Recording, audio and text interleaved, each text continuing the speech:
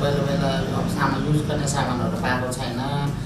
अब चेकअप गर्नलाई हस्पिटल जाँदाखेरि चाहिँ अब हाम्रो अफिस भएको जस्तो नहुँदो रहेछ। जुन पहिला क्लिनर चाहिँ के अरे चेकअप गर्ने ठाउँमा चाहिँ जाँदाखेरि सजिलो हुन्थ्यो। अहिले मेन हस्पिटल भनौँ न ठुलो हस्पिटलहरू जाँदाखेरि चाहिँ अहिले मान्छेले अलि छुट्टै तरिकाले हेर्ने, त्यही भएर अलिक समस्या छ।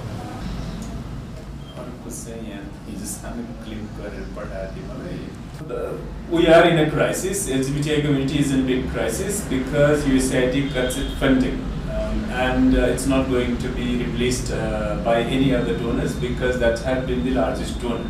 So it's a big crisis.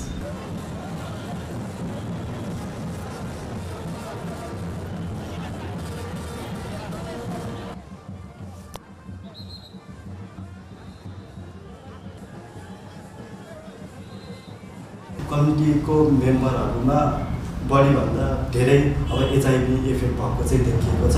तर उहाँहरू चाहिँ भनेको चाहिँ जुन कम्युनिटी अर्गनाइजेसनहरू थियो उहाँमा लिङ्क भएको कारणले काउन्सिलिङहरू लिने, एआरटीहरू लिने अथवा प्रेपहरू नै लिने गर्नुहुन्थ्यो। अब त्यो नै बन्द भइसकेपछि अनि उहाँहरू चाहिँ अब भोलिको दिनमा के गर्ने त भन्ने प्रश्नहरूमा आफै भित्र आइरहेको छ।